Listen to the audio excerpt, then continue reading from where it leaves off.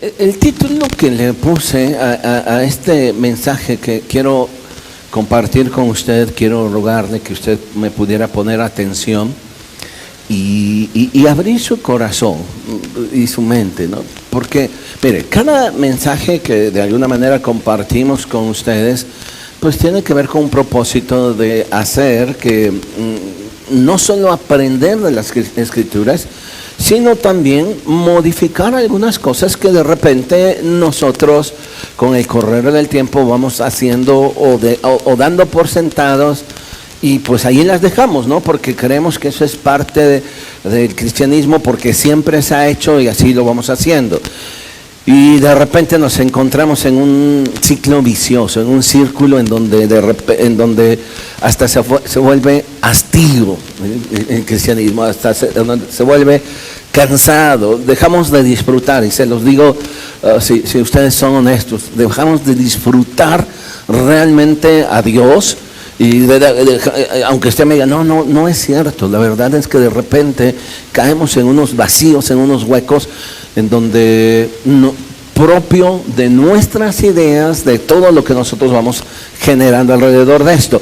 El título del mensaje de esta mañana es expectativas que desilusionen. Ahora, es un título posiblemente un poquito sugerente, en el sentido que algunos pues estarán pensando de persona a persona: fulano me desilusionó, yo creía que él era esto y de repente no fue esto.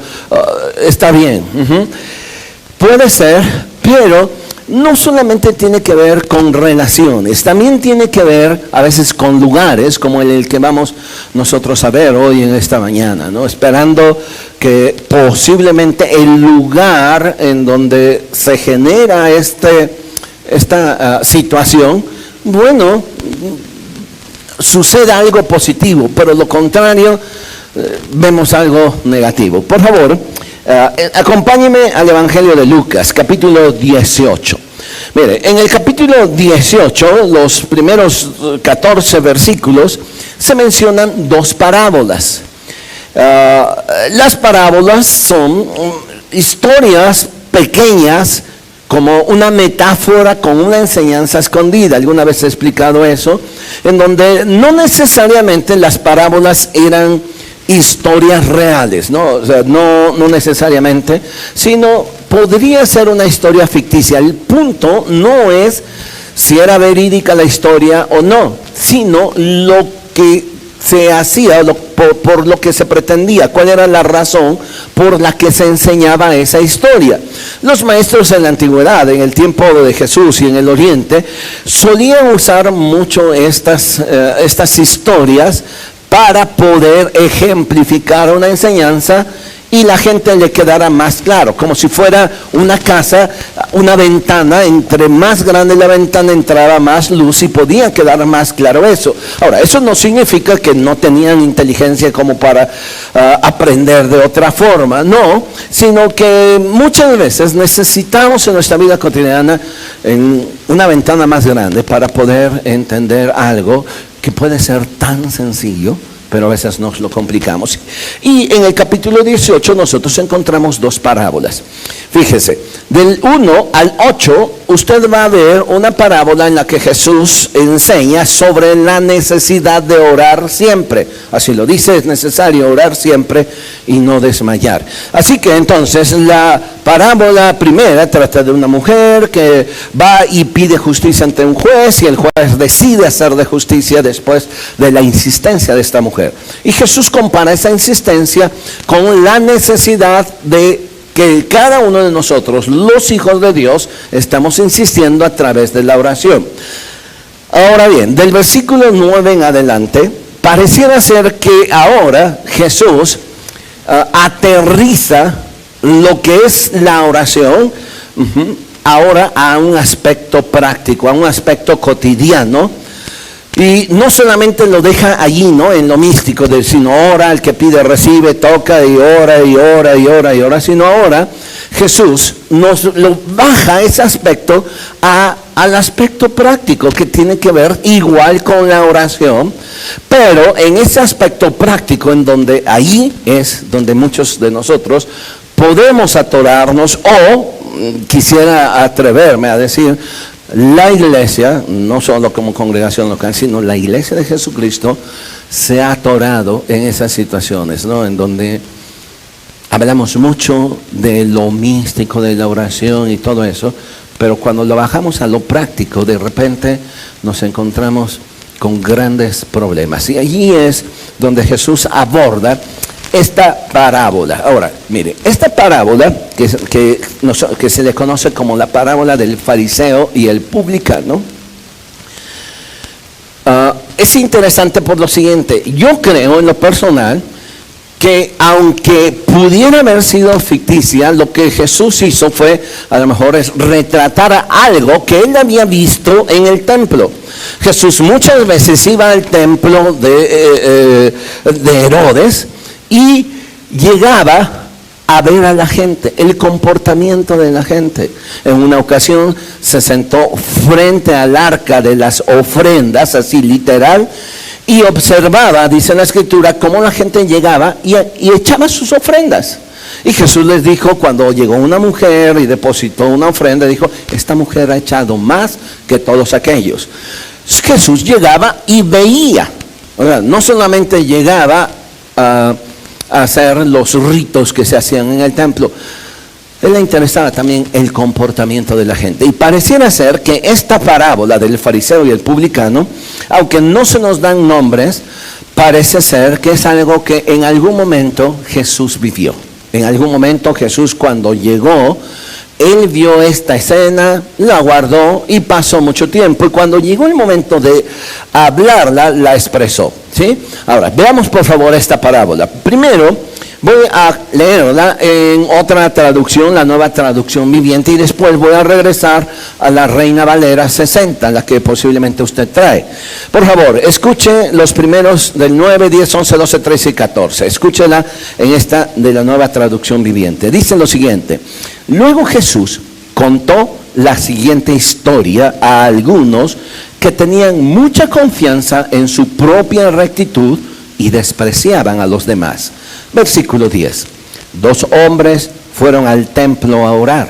Uno era fariseo y el otro era un despreciado cobrador de impuestos.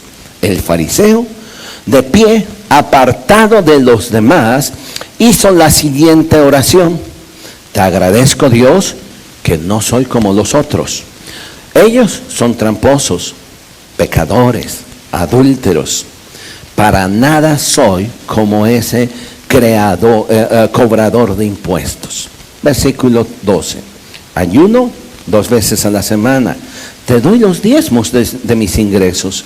En cambio, el cobrador de impuestos se quedó a la distancia y ni siquiera se atrevía a levantar la mirada al cielo mientras oraba, sino que golpeó su pecho en señal de dolor mientras decía: oh Dios, ten compasión de mí, porque soy pecador. Versículo 14. Les digo, dice Jesús, que fue este pecador y no el fariseo quien regresó a su casa justificado delante de Dios. Pues los que se exaltan a sí mismos serán humillados, y los que se humillan serán exaltados. Ahora, si usted trae su Biblia, sígala conmigo por favor, y la voy a leer en la versión 60. ¿Sí?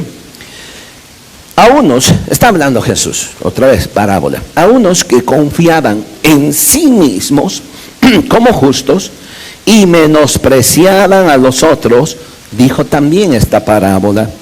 2 hombres subieron al templo a orar. Uno era fariseo y el otro era publicano. El fariseo, puesto en pie, oraba consigo mismo de esta manera: Dios, te doy gracias porque no soy como los otros hombres, ladrones, injustos, adúlteros, ni aun como este publicano. Ayuno, continúa el fariseo, ayuno 2 veces a la semana, doy diezmos de todo lo que gano. Mas el publicano, estando lejos, no quería ni aun alzar los ojos al cielo, sino que se golpeaba el pecho diciendo: Dios, sé propicio a mi pecador. Os digo, continúa Jesús, que el publicano, descendió a su casa justificado antes que el otro, porque cualquiera que se enaltece será humillado, y el que se humilla será enaltecido. Bien, expectativas que desilusionan. Y si pudiéramos poner una palabra más fuerte, quizás decepcionan. Ahora, ¿a qué me estoy refiriendo? Vea por favor cómo inicia esta parábola. Dos hombres subieron al templo a orar. Déjalo allí tantito. Dos hombres subieron al templo a orar. Tal pareciera ser que si nosotros lo pensamos sin ninguna malicia y lo pensamos así de la manera más llana y más clara, usted y yo podríamos pensar lo siguiente: bueno, hubo dos hombres y subieron al mismo lugar a orar porque querían tener un encuentro con Dios. Ambos eran hombres que necesitaban de Dios y no les importaba otra cosa más que llegar y estar en la presencia de Dios. Y el lugar era idóneo para tener un contacto y una comunión con Dios, el templo. Sin embargo, al final de la historia, dice que cuando estos dos hombres subieron a orar, uno regresó justificado y el otro regresó igual o peor. La expectativa que pudiéramos tener es: ambos subieron a orar, ambos necesitaban de Dios. Quizás cada uno podía exponer sus diferentes necesidades y bajar después satisfechos de haber hablado con Dios. Pero ¿cuál fue la reacción de uno y cuál fue la reacción de otro? La reacción de uno podría ser que la expectativa de alguien que tiene más espiritualidad, que tiene más camino que haya recorrido en su relación con Dios, que sabe más de la Escritura, posiblemente él hubiera podido regresar o estar en la presencia de Dios y disfrutar más tiempo la presencia de Dios, pero no fue así. Oh, desilusión. ¿A qué subió este hombre a orar? Bueno, a orar, entre comillas. ¿A qué subió? ¿Qué pasó en ese lugar? ¿Algo cambió? ¿El ambiente espiritual fue diferente que cambió la vida de uno y la vida de otro? No. Usted y yo podemos estar en el mismo lugar y nuestra situación podrá seguir siendo la misma. Usted y yo podemos venir, estar en el mismo lugar, escuchar los mismos mensajes, la misma palabra, en la misma iglesia, sea esta o donde sea. Y sin embargo tener una actitud diferente. Porque no se trata del lugar, no se trata del ambiente que se genere alrededor, sino se trata de mi relación y de mi integridad y de mi honestidad. Se trata de lo que yo soy.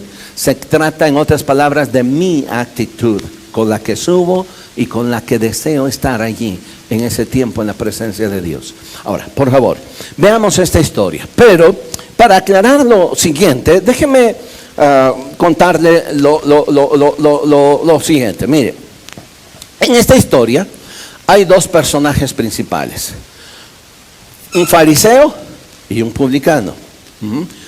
Y usted y yo, cuando leemos en las Escrituras por allí, especialmente en los Evangelios, regularmente nosotros leemos fariseo, fariseo, fariseo, y siempre lo hemos asociado de una manera negativa, aunque no sepamos ni siquiera cómo surgió, ni por qué están allí. Y también, de manera negativa, asociamos a los publicanos, ¿no? ¿Y qué es un publicano? Bueno, vamos por favor, empecemos un momento por los fariseos. Miren, los fariseos surgen más o menos por el año 150 antes de Cristo, ¿sí? Unos 150 años antes que Jesús naciera, surge un grupo llamados los parús o los parushim, que van a ser los fariseos. Déjeme explicar el contexto de cómo surge y por qué están allí. Bien, a la muerte de Alejandro el Grande, Alejandro el Magno, el gran conquistador griego que helenizó todo el mundo conocido de aquel tiempo, y su ideal era que todo mundo tuviera una cultura general, una cultura que él consideraba superior, que era la cultura griega. Muere Alejandro el Grande allá por el año 323 antes de Cristo. Sin embargo, al morir él, como no deja un sucesor, sus generales empiezan a pelearse el lugar o el poder y el dominio de todo el imperio griego en aquel momento. Como no hay un sucesor, entonces entre sus generales se desatan en una guerra, las guerras diacos. Y ellos se enfrascan en una guerra literal a sangre, peleándose unos por otros.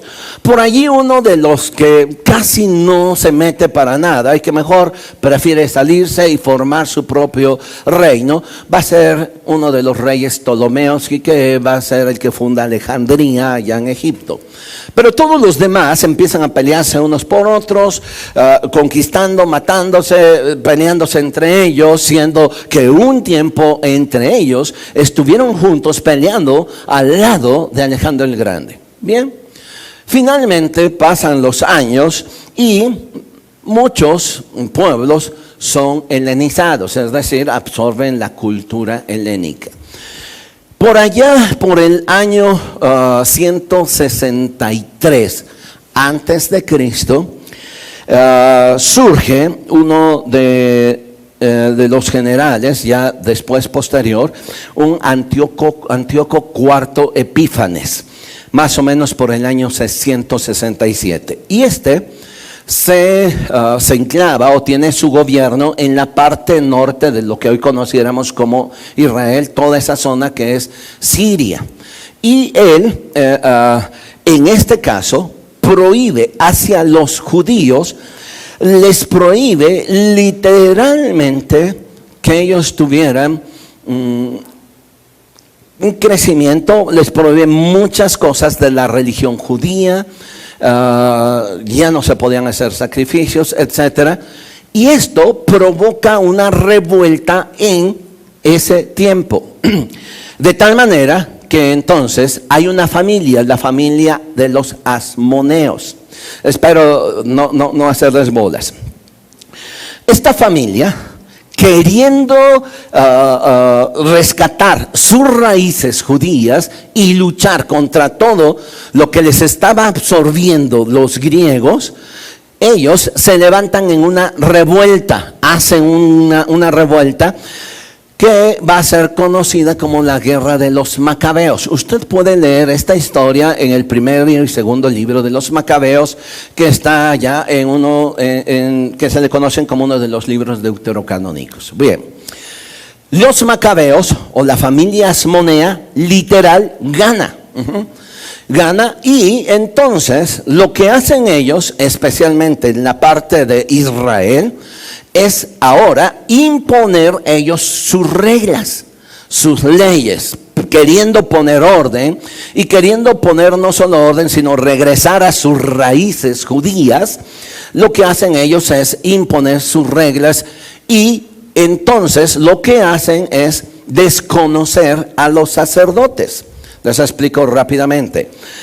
Los sacerdotes que ministraban en el templo, ellos tenían que ser descendientes de Aarón. Ya en el tiempo de Salomón eran descendientes de Sadoc, todos los sacerdotes. Así que era una familia que se iban heredando este ministerio de generación en generación.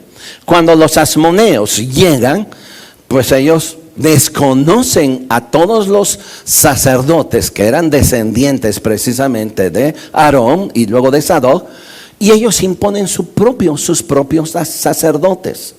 Además también imponen su propio gobierno político religioso. Y entonces lo que ellos en un momento dado lucharon para rescatar sus raíces, ahora ellos se encierran y diciendo, no, nadie nos va a imponer nada. Y ellos empiezan a encerrarse. En ese momento empieza a haber grupos de personas que están descontentos con las actitudes de esta familia de los asmoneos. Y en ese descontento se empiezan a levantar algunas sectas políticas y otras religiosas. Es así que entonces surge un grupo de personas, los parús, que posiblemente signifique apartado. Estos parús van a ser los fariseos. Así que dése cuenta, por favor, que cuando nosotros hablamos fariseos, estos hombres surgen en el año 150. Su propósito era apartarse de lo mundano, de lo que ellos consideraban mundano sobre la helenización griega. Así que ellos quieren vivir una vida apartada y luchar por regresar a las raíces originales. Entonces surge este grupo que van a ser los fariseos. Ojo, aquí es donde quiero que usted ponga atención. Estos fariseos no tenían que ver con una familia o una descendencia que venía de Aarón, de Moisés, etc. No, ellos, como una secta religiosa que surgió en el judaísmo, pues se dedicaban a estudiar y entonces las generaciones iban pasándose de acuerdo al estudio y a lo que ellos generaban en cuanto a sus escritos, ¿sí? Y no tenía que ver con una espiritualidad ni tampoco con una familia, aunque en principio su idea era apartarse de las cosas que ellos consideraban mundanas y ahora apartarse con una vida santa y sagrada a Dios. ¿Hay algo de malo en eso? No, no hay algo de malo en eso, no hay nada de malo en eso. ¿Sabe dónde está el problema? El problema está cuando ese apartar empieza a ser un conjunto de normas y reglas que llega el momento que me ahogan a mí y ahogan a todos los que quiero que entren allí.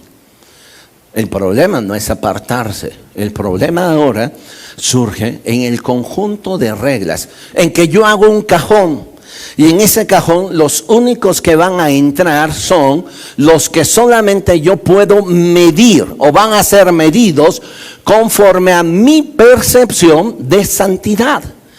Y solo ellos pueden entrar dentro de. Y aunque en un momento dado pueda parecer santo, en realidad lo único que puede crear es gente doble cara, es gente hipócrita. Y es gente que en un momento dado puede ser tan vacía como la gente que ni siquiera conoce a Dios. Es así cuando entonces Jesús entra en acción y encontramos que muchos de los desencuentros que tiene Jesús tenía que ver con este grupo de gente que se creían tan santos que su santidad se tenía que reflejar aún con su manera de vestir. Su vestimenta era característica cuando ellos salían en la calle. Y entonces cuando los veían, en la medida en que veían esa vestimenta pulcra, limpia, llamativa, entonces se les podía considerar mucho más santos. Jesús choca con este grupo de gente al grado de decirles: hay de aquellos escribas y fariseos que recorren todo el mundo haciendo prosélitos, en otras palabras, tratando de evangelizar, y una vez que los encuentran, los hacen suyos y los convierten 2 veces más hijos del diablo. O sea, lo peor de todo, los hacen igual, acartonados, fríos, sin una relación con Dios, pero se sienten satisfechos porque están dentro de su cajón. Jesús habló también con ellos. Mateo, usted puede leer Mateo 21. Ay de vosotros, escribas, sepulcros blanqueados, por fuera limpios, pero por dentro están podridos. Y Jesús choca mucho con todo eso. Y entonces, esos son los primeros personajes que surgen precisamente allí, en esta historia de la parábola. Luego hay otro personaje, un publicano. ¿Qué es un publicano? Miren, un publicano, literalmente, de la manera más sencilla, un publicano era un cobrador de impuestos. Y usted dice, bueno, ¿qué hay de malo en tener un trabajo como cobrar impuestos? Les explico cómo eran los cobradores de impuestos de aquel tiempo y por qué eran odiados por precisamente los judíos y porque los rechazaban, porque no era solamente por el cobro del impuesto. Los romanos, que en ese momento eran quienes gobernaban, ellos no querían meterse en problemas con los pueblos que ellos tenían bajo su control. Entonces, para no meterse en problemas y como tenían que cobrar un impuesto, ellos no generaron algo así como servidores públicos de los romanos, ¿sí? Entonces, lo que hacían los romanos era vender los lugares o las regiones o ponerlas a... ¿Cómo se le llama cuando es a subasta? Ponerlas a subasta y decir, la región de tal lugar, si alguien quiere cobrar los impuestos de ese lugar, cuesta tanto. Obviamente, esa persona tenía que pagarle al Imperio Romano el costo de eso. Se los pongo así, un ejemplo. Supongamos que fuéramos gobernados por los romanos en este momento. Y Tehuacán, Puebla, Tehuacán es una provincia romana. Y los romanos no quieren poner su SAD aquí junto a Correos, ¿no? No quieren meterse en problemas. Así que hacen una convocatoria y dicen, los impuestos que va a generar Tehuacán van a consistir en que se me pague a mí 100 millones de pesos. Estoy poniendo un ejemplo. Quien quiera cobrar los impuestos de Tehuacán me tiene que pagar a mí 100 millones de pesos. Ahora, como estaba en subasta, de repente ponían venir 1, 2, 3, 4 personas a mí, el gobernador. Y yo podía decirle, ok, ¿quién da 100 millones de pesos? Verónica dice, no, yo doy 90. No, 95, 98, 99, no. Hasta que alguien me diera los 100. Pero si alguien me dice, yo te doy 105, yo se los vendí a él. Ahora, ya esa persona, Mauricio, me daba mis 100 millones de pesos. Yo ya no me metía en problemas si Tehuacán pagaba o no los impuestos. Yo ya tenía mi dinero. ¿Sí me estoy explicando? Yo ya tenía mi dinero. Así que entonces, Mauricio, tú vas a ser el cobrador de impuestos de Tehuacán. ¿Era un problema? Tampoco. ¿Cuál era el problema? Bueno, el negocio que había comprado Mauricio tenía que ser redituable. No solo tenía que recuperar sus 100 millones de pesos. Así que él tenía que vivir, recuperar sus 100 millones de pesos y tener un poquito más. Así que entonces Mauricio decía, ok, Tehuacán, ya esta es la oficina donde tienen que pagarme sus impuestos. Entonces llegaba Georgina y bueno, Mauricio le decía a Georgina, ¿sabes qué? Tus impuestos que tienes que pagar en este año son de 5,000 pesos. Y entonces Georgina dice, no, pero ¿cómo voy a pagar 5,000 pesos si yo apenas gasté? Y ella se ponía a poner al brinco. Dice, yo no, mira, aquí yo puedo pagar nada más 1,000, porque eso es lo justo. Mauricio le decía, tú me vas a pagar 5,000. Y entonces, si ella decía, no te los voy a pagar, él tenía todo el aparato del Estado, podía llegar con los soldados romanos, ir a la casa de Georgina, meterla en la cárcel hasta que pagara los impuestos. Así que meterse a las patadas con Sansón no les convenía. Entonces, los cobradores de impuestos, raras excepciones, eran honestos, pero en su mayoría ellos trataban de ganar ventaja. En otras palabras, eran ladrones con licencia. ¿Sí me están entendiendo?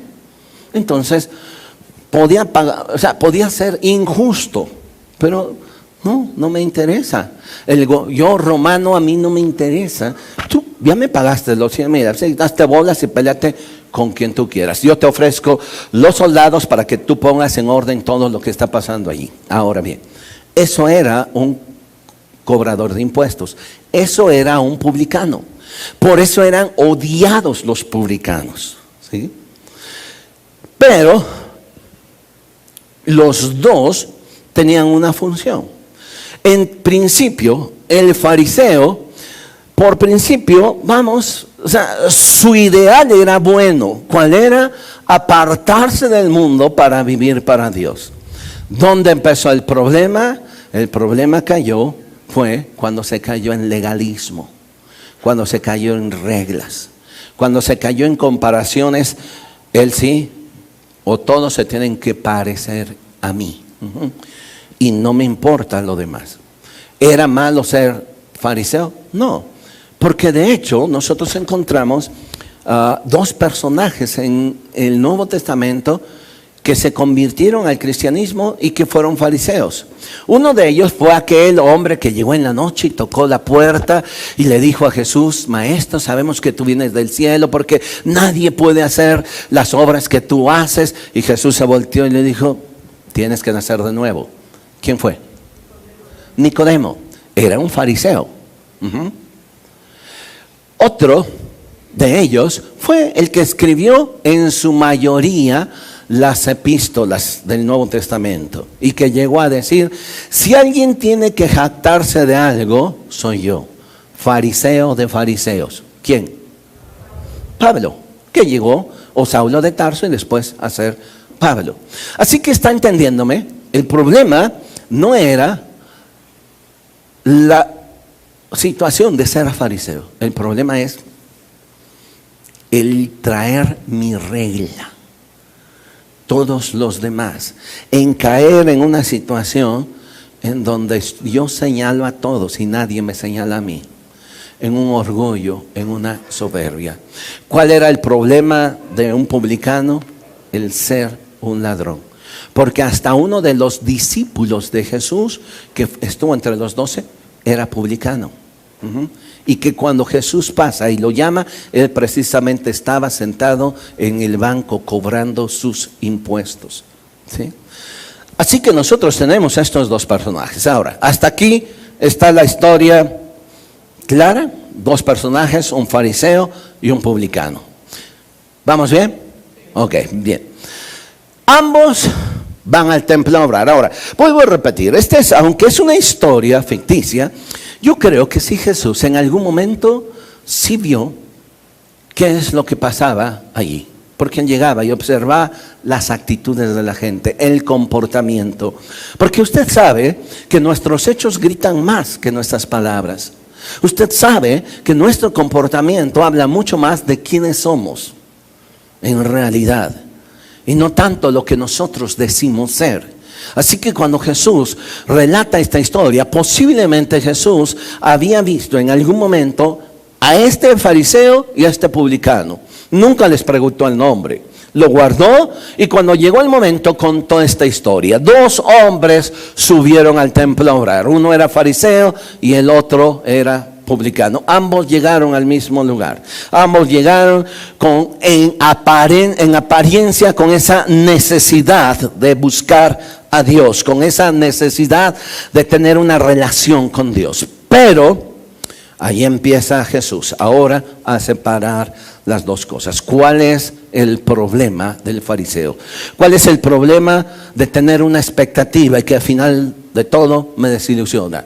Yo estoy viendo a un hombre que llega, que se considera apartado. Yo estoy viendo a un hombre que llega, que se considera santo, que en teoría parece santo, pero cuando llega y está en la presencia de Dios, saca lo que realmente es él. Un globo vacío, inflado de puro aire nada más. Veamos por favor rápidamente qué es lo que este fariseo hace. Dos hombres, versículo 11. El fariseo puesto en pie oraba consigo mismo de esta manera. Deténgase un momento allí. Oraba. ¿Qué es orar? De manera sencilla, usted lo ha aprendido. Orar es hablar con Dios. Este hombre, ¿con quién hablaba? Versículo 11. Oraba puesto en pie, oraba consigo mismo. ¿Oraba realmente con Dios? No. En otras palabras, lo que este hombre tenía era un monólogo con él mismo, ¿no? Era tratando de aparentar piedad, pero simple y sencillamente echándose sus flores. Oraba consigo mismo. Mire, muchas veces nosotros cometemos posiblemente el error de tratarle de predicar a Dios. ¿Ha escuchado las oraciones de aquellos que dicen, por favor, ore por el hermano Daniel que está enfermo? Y entonces el hermano Pedro viene y va a orar por el hermano Daniel y pasa 10 minutos predicándole a Dios. ¿Sí?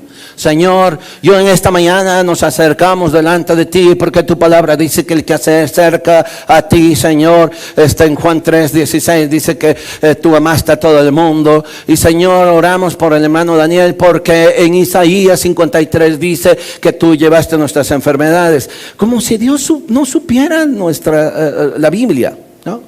Como si, yo me imagino como que Dios, a ver, espérame, ¿dónde dices? Isaías, sí, lo dije, ¿no? Y nos las pasamos predicándole a Dios. Media hora para decir, Señor, sana a Daniel. Te lo pedimos. O sea, como que tratamos de convencer a Dios bombardeándole de versículos, predicándole a Él. Y ya que le bombardeé de todos los versículos que Él dice, entonces, no, pues ya que me queda, pues ya me acorralaste, hijo, ¿no? Entonces voy a cumplir lo que tú dices. Vea, por favor, la primera cosa que hace este hombre es orar consigo mismo.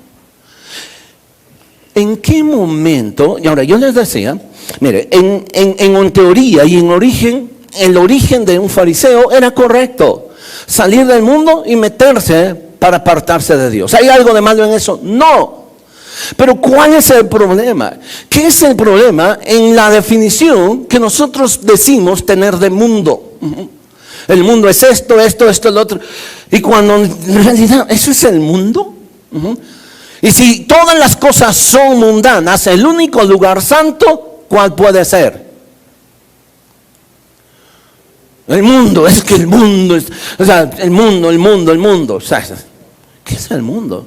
Entonces, si el mundo está allá, aquí adentro es el único lugar santo.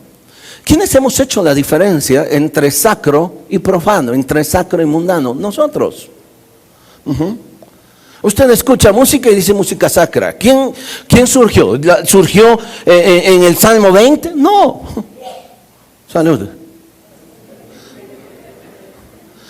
O sea, alguien puso esto es sacro. Y esto es mundano, así que esto tengo que escuchar, ¿no? O sea, mire, algo así, como que nosotros mismos le hemos dado el título de propiedad a Satanás. Este es el mundo, este es el planeta Tierra, ya no mundo, este es el planeta Tierra. Así que yo pongo banderita, esto es mundano, lleno de banderitas todo lo mundano, y lo voy llenando todo. Y hasta acá yo quedo. Y todas las banderitas es mundano, porque yo decido que es mundano. Y el único lugar que no es mundano es el templo. Así que entonces, ¿dónde no está el mundo? Aquí. ¿Entiende? O sea, el problema no es precisamente el que nosotros tengamos que tener y que buscar a Dios en una actitud de santidad y de piedad. La Biblia dice que sin santidad nadie verá al Señor. Pero la santidad no implica legalismo. La santidad está muy lejana de ese acartonamiento. La santidad estaba muy lejana de este hombre que oraba consigo mismo. Y podría ser un gran hombre de oración. Porque además más adelante él le dice a Dios lo que era. Ahora, mire, fíjese, dice que oraba consigo mismo. ¿Y sabe qué otro problema tenía? Su piedad estaba basada en su autojustificación, no en Dios. O sea, él era piadoso, ¿por qué? ¿Porque Dios declaraba que él era piadoso? No, él era piadoso porque él oraba, porque él ayunaba 2 días a la semana, porque él diezmaba, porque él no era igual que todos los demás. Esa era su piedad. Y su piedad no tenía que ver con lo que Dios decía, con lo que Dios declaraba. En otras palabras, él literalmente, su piedad estaba basada en su autojustificación. Soy bueno por esto. No soy malo. Los malos son los otros. Y puedo señalar a cada uno de los malos. Yo soy bueno, yo me estoy autojustificando. Ahora, fíjese otro detalle. Su perspectiva de piedad no tenía que ver con la piedad que Dios dictaba. Su perspectiva de piedad era viendo hacia los lados. ¿En qué momento él vio a Dios? En ningún momento. Su perspectiva de piedad era compararse con los demás. Fíjese, por favor, dice en el capítulo 18, vea por favor lo que dice en el versículo 11. El fariseo puesto en pie oraba consigo mismo de esta manera: te doy gracias, mire, agradecido, ¿no? Porque no soy como los otros hombres. Y luego empieza a enumerar: yo no soy ladrón, yo no soy injusto, yo no soy adúltero, ni aun como este publicano que está aquí. Por si no lo has visto, Dios, te lo enseño. O sea, su piedad estaba basada no en Dios, no en lo que Dios decía de él. Su piedad estaba basada en lo que él decía, en la comparación de los demás. Yo no soy como los otros hombres, que son ladrones, injustos, adúlteros. Soy chismoso, eso sí, porque ¿cómo sabía este hombre quiénes eran los ladrones? ¿Cómo sabía quién era el adúltero? ¿Quién engañaba a su esposa? ¿Quién engañaba a su esposo? ¿Cómo lo sabía? No, pero era bien santo él. O sea, no era ladrón. O sea, él no sabía de los demás, pero sí sabía: este roba y roba mucho. Este roba y también roba. Poquito, pero roba. ¿Cómo lo sabía? ¿Cómo sabía que había injustos? ¿Cómo sabía que había adúlteros? Señor, te doy gracias porque no soy ladrón, ni injusto, ni adúltero. Oh, sí, soy un poco chismoso, Señor, pero no es chisme, solamente te lo digo porque a lo mejor tú no lo sabes. O solamente lo digo cuando hay una reunión de oración para orar por la hermana que está anda mal. O sea, no están para saberlo, pero se los digo, yo la vi el otro día. Lo vi en tal o cual lugar haciendo lo que no tenía que hacer. Me dolió mucho en mi corazón. Ese es el fariseo hipócrita. Ajá. Podemos orar por el hermano y a todos: sí, hermano. Y ya al final, oye, neta, ¿lo viste así?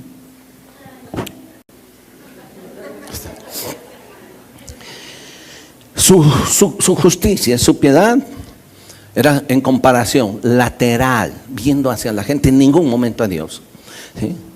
Y no hacia Dios. Él ni siquiera estaba interesado en preguntarle a Dios: a ver, ¿tú qué dices de mí? ¿Quién soy? ¿Qué soy? O sea, ¿cuál es el concepto que tú tienes de mí? ¿Qué es lo que tu palabra dice que yo soy? No, o sea, no le interesaba eso. Él se sentía tan justo porque habían otros peores que él. Bueno, no peores, él era muy santo. Porque además también había otra cosa: Dios debería sentirse agradecido de tener semejante trofeo, ¿no? Como que este hombre hizo: yo ayuno 2 veces a la semana y doy los diezmos. Por si no sabes, también doy los diezmos de todo lo que gano. Dios, mira, ¿a poco no, neta, Dios, no te sientes orgulloso de mí? Soy chulada de cristiano. Dios debería estar agradecido con él. Hijo de veras. Bueno, ni Job. Como tú no hay dos, ¿no? Y este hombre se siente también que hasta cree que Dios tiene que agradecerle. Que Dios tiene que agradecerle porque él ayunaba 2 veces a la semana. Fíjese lo interesante. En el Antiguo Testamento solo se pedía un ayuno 1 vez al año del pueblo de Israel, y esto es en el tiempo de pedir perdón, de la expiación. Y solo se ayunaba 1 vez al año. Pero este hombre ayunaba ¿cuántas veces?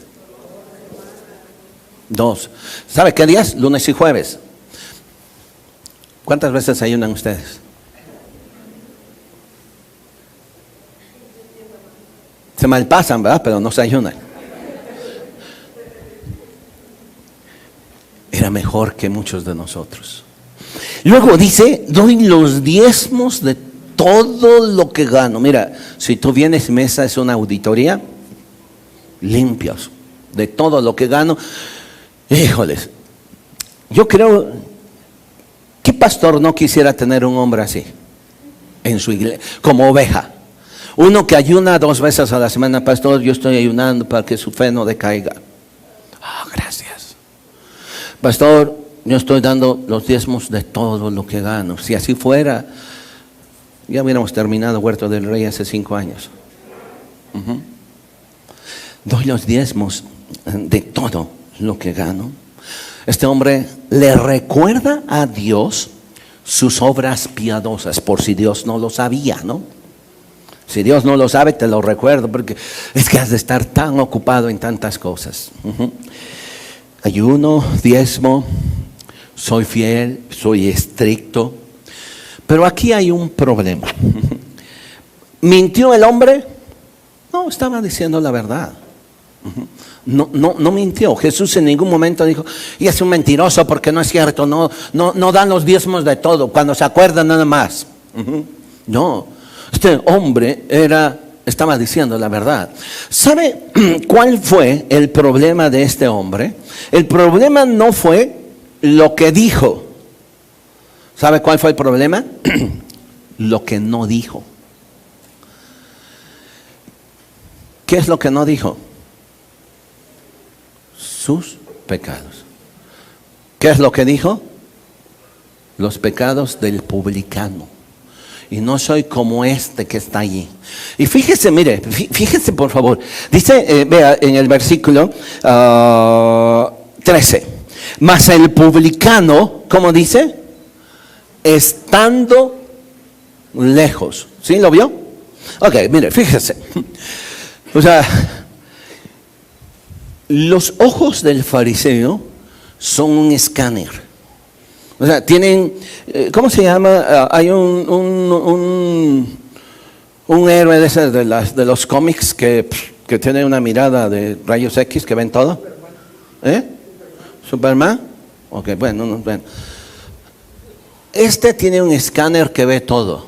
Porque dice que el publicano, ¿dónde estaba? A lo lejos. Estaba, mire, como que escondido, ¿no? Y dice que no quería ni levantar sus ojos al cielo. Estaba humillado abajo. ¿Y el fariseo? Echándole ojo, ¿no? Estaba bien pendiente del publicano.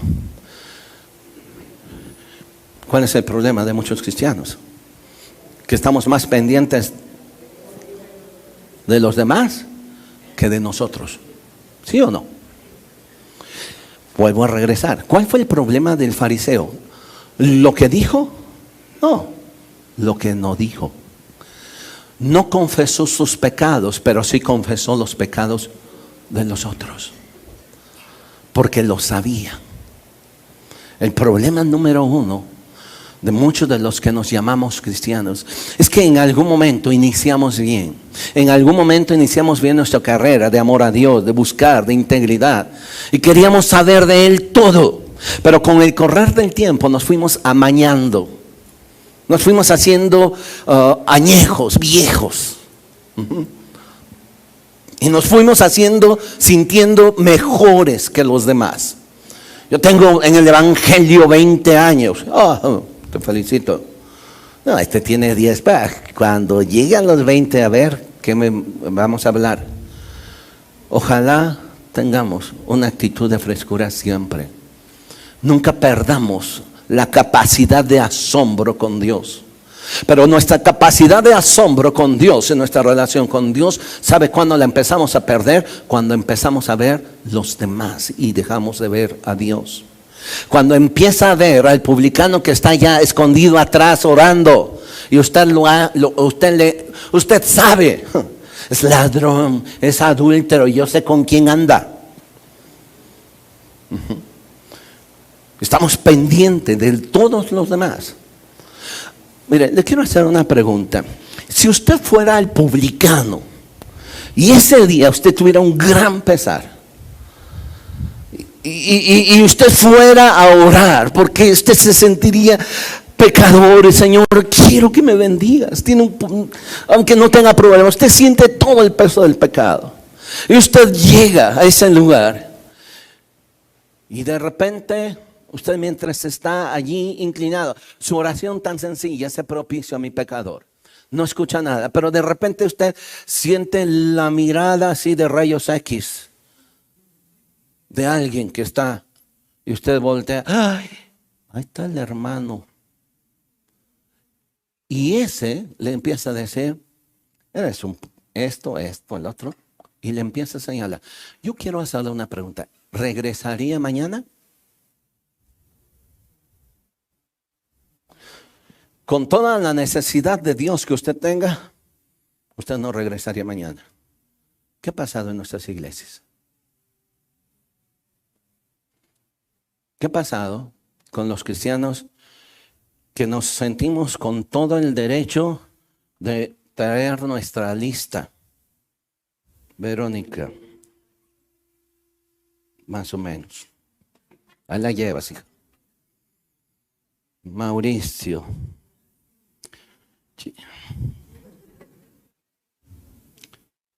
Sigue echando ganas, ¿no? Por favor.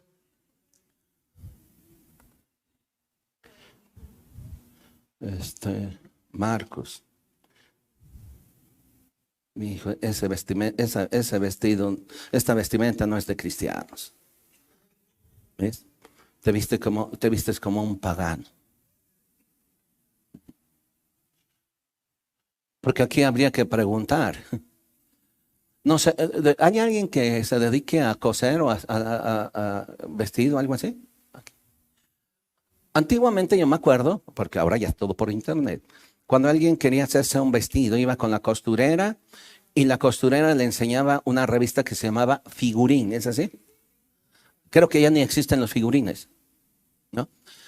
Yo quisiera preguntar, hermano fariseo, ¿cuál es el figurín de los cristianos?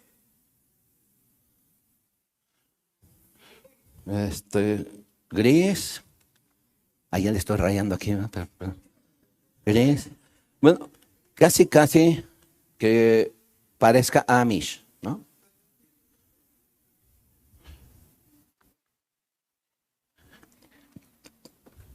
¿En qué?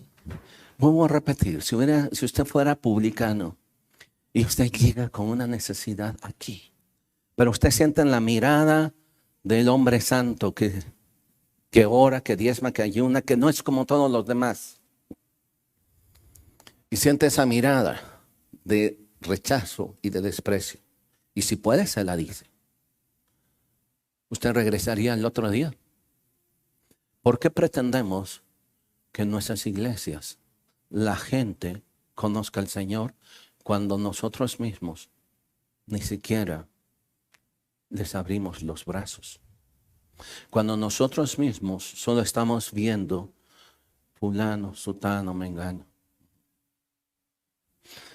Hace tiempo algunas personas estaban viniendo y al final siempre de la reunión siempre oiga, ¿y quién invitó a fulano de tal? ¿Y por qué? Es que fíjese que me contaban toda la historia. Y dejaron de decirme, cuando dije, ¿qué te importa? Así. O sea, llegó un momento en que dije, ¿quién lo invitó? Alguien que no fuiste tú y alguien que tuvo misericordia de él. Porque la iglesia no es un escaparate para exhibir trofeos. La iglesia es un lugar donde venimos a ser restaurados por Dios. Donde deberíamos de ser hombres y mujeres que abrazamos y que levantamos. Pero estamos, por un lado, sintiéndonos mejor que los demás. ¿En qué momento nos perdimos? ¿En qué momento? Ahora, ¿cómo termina esta historia? La historia no termina tan bien. Para uno termina bien y para otro no. Para aquel que el publicano que usó solamente a Dios como su norma para pedir su justicia. Señor, sé propicio a mi pecador. ¿Cómo supo que era pecador? No sé, pero yo sé que delante de ti mis pecados están allí. Yo no sé, pero mis pecados me lo señalan, lo traigo aquí. He pecado contra ti, decía David. Y la oración de este hombre es la oración más corta que se registra Una de las oraciones más cortas que se registra. Señor, sé propicio a mi pecador. Sencillo, nada más. Reconoce su pecado. Reconoce que es Dios quien dicta la justicia y no los hombres. Y entonces él, simple y sencillamente, regresa, versículo 14. Os digo que uno, el que se sentía más chido, el que os digo que descendió a su casa justificado. ¿Quién? El que hizo una oración pequeña. Se propició a mi pecador. Ese regresó justificado. Ese regresó con su carga liberada de todos sus pecados. Pero luego dice este mismo pasaje. Os digo que descendió a su casa justificado antes que el otro. Porque cualquiera que se enaltece, cualquiera que se echa sus cebollas, será humillado. Y aquel que se humilla será exaltado. Mire, déjeme terminar con un par de versículos. Santiago, por favor. Santiago, capítulo 1. Después está más adelante, después de Hebreos. Santiago es un libro que en los primeros días que se hizo el canon fue un poco difícil de que entrara y formara parte de lo que llamamos el canon o la Biblia que hoy tenemos. ¿Por qué? Porque parecía que Santiago hablaba más de las obras que de la fe. Es más, cuando Martín Lutero hizo su Biblia, hizo su traducción de del hebreo griego al alemán, él no hizo o no tradujo el libro en la epístola de Santiago. ¿Por qué? Porque Martín Lutero dice: el justo solo por fe vivirá. Fe, nada más. Obras no sirven para nada. Pero y entonces decidió no incluirlo en su canon. Hasta después fue que se empezó a incluir. Ahora, ¿cuál era la razón? La razón era sencilla, porque se habla más de fe. Pero de obras, perdón. ¿Cuál era la situación? Se habla de las obras como resultado de la fe. Y GoDaddy Y es su eso es mejor bien aliado importante. para obtenerlo. Yo tengo fe encontró el dominio y perfecto tengo para que su tener negocio. un resultado. Ahora sus clientes Obras. se encuentran en internet Así de sencillo. los mejores arreglos Ahora, online. ¿Tú qué esperas? Con Santiago le GoDaddy, dice con tus lo ideas siguiente: en línea. tú tienes fe y yo tengo obras. Ahora, tú muéstrame tu fe sin obras, a ver cómo le haces. Y yo te voy a mostrar mi fe a través de mis obras, a través de lo que yo estoy haciendo. Ahora, el plano práctico que ve aquí Santiago es precisamente un problema que no solo en aquel tiempo se aborda así de sencillo. Vea por favor Santiago 1 versículo 26, por favor. La verdad de las cosas, usted y yo podemos vivir una vida engañándonos, o sea, creyéndonos bien non plus ultra, pero al final de cuentas delante de Dios estamos reprobados. 1:26. Si alguno se cree religioso entre vosotros y no refrena tu lengua. ¿Se acuerdan del fariseo? Le echó su choro de oración, hablando de los demás, y no refrena su lengua, sino que engaña su corazón. La religión de tal es, en otras palabras, una vida de engaño, creyéndome que yo soy religioso, muy espiritual. Santiago 4. Y aquí creo que este es el problema que estamos adoleciendo hoy nosotros como congregación y cualquier otra iglesia. Hermanos, ¿ya lo encontró? 4:11. Hermanos, no murmuréis los unos de los otros. Mire, si esto fuera así déjalo y se acabó. Sencillo. Hermanos, no murmuréis los unos de los otros. Porque el que murmura del hermano y juzga a su hermano, murmura de la ley y juzga la ley. Pero si tú juzgas a la ley, no eres hacedor de la ley, sino juez. Aquí, ¿qué es lo que usted y yo necesitamos o queremos ser? Sabe que ser juez es quizás una de las cosas más difíciles.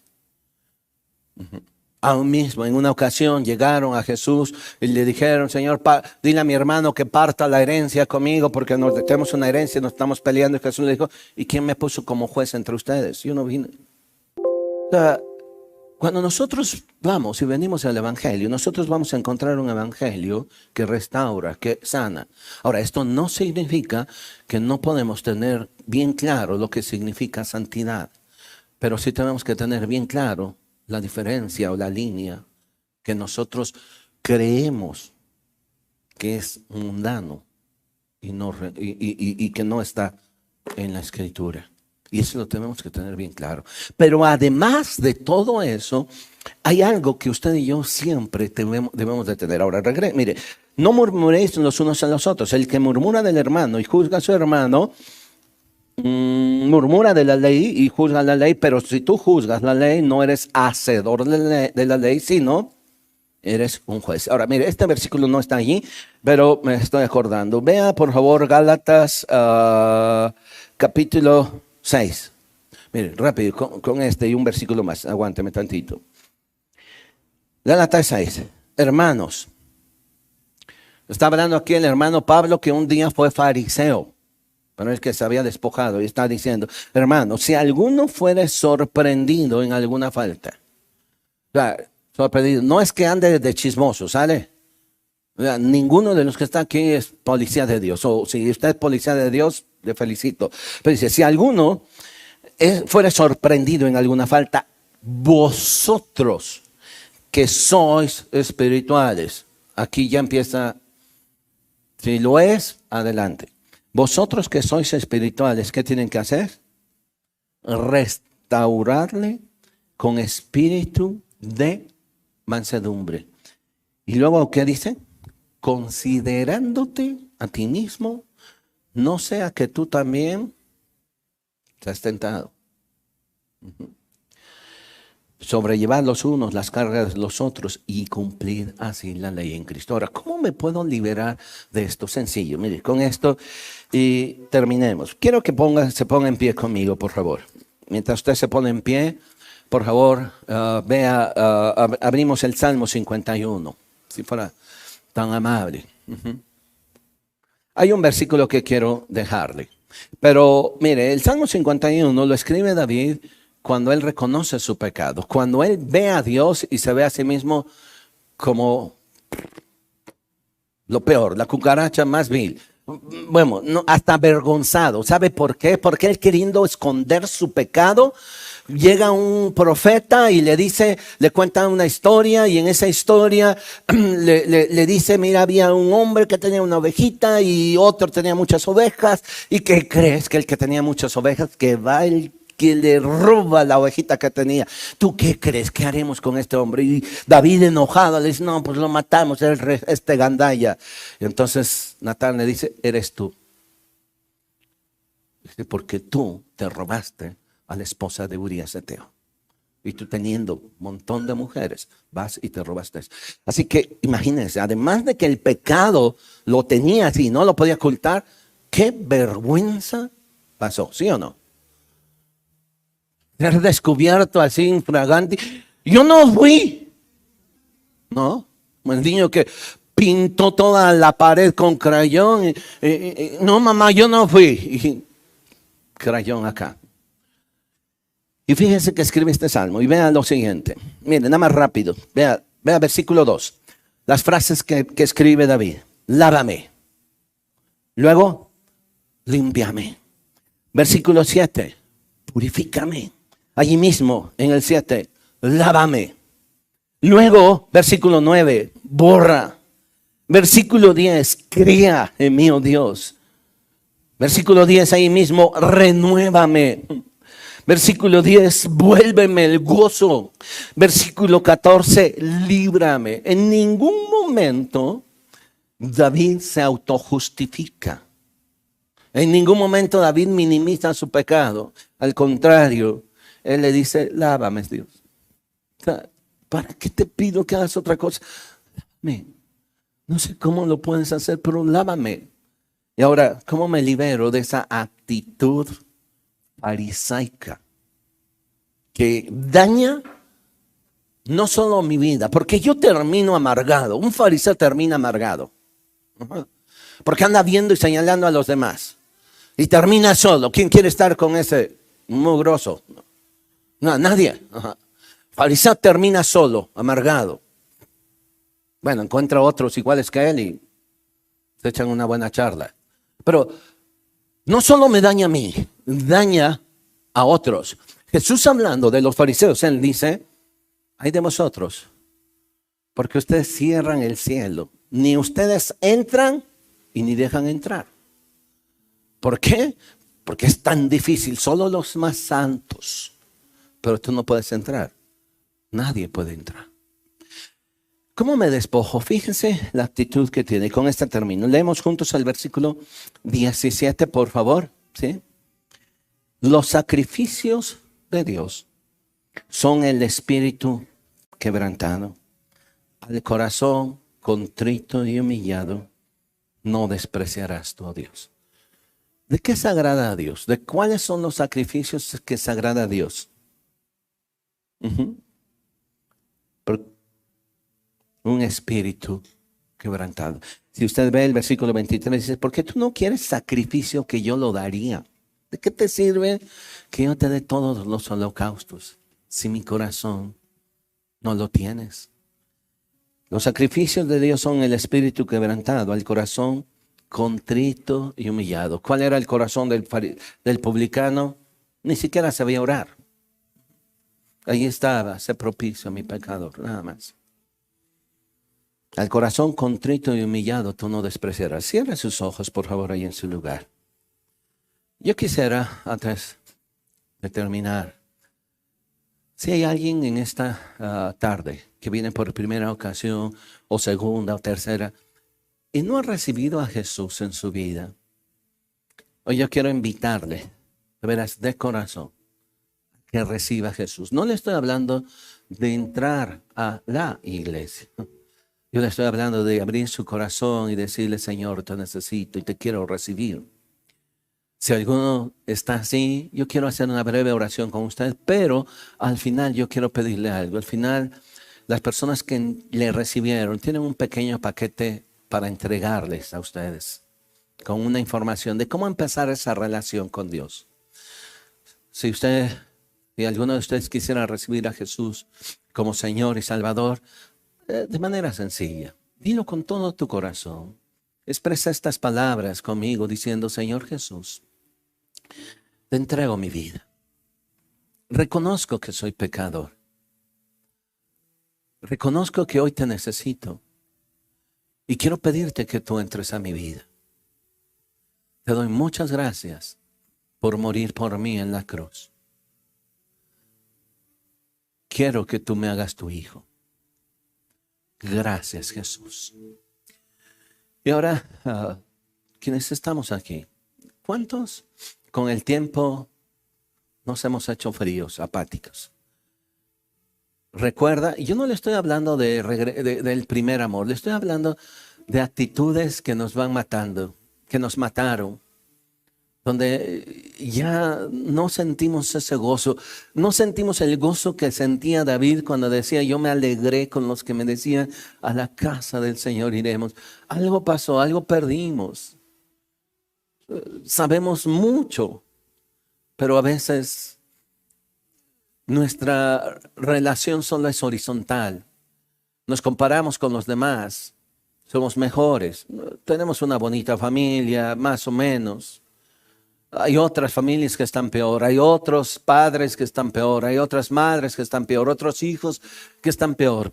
Y ese es nuestro consuelo. Y no tiene que ver así, no tiene que ser eso. Tiene que ver con tu relación con Dios, con disfrutar otra vez, con regresar a esa sencillez, con humillarte delante de Dios, porque el que se humilla será exaltado. Y regresar a ese deseo y decirle: yo te necesito, Jesús. Padre, aquí estamos. ¿Alguien quisiera levantar sus manos conmigo y decirle: Señor, aquí estoy, perdóname? Nada más. Sé propicio a mí. Reconozco que te he fallado. Reconozco que me he alejado de ti. Reconozco que mi vida se ha vuelto fría, apática, con una regla, midiéndome con los demás, pero no midiéndome contigo.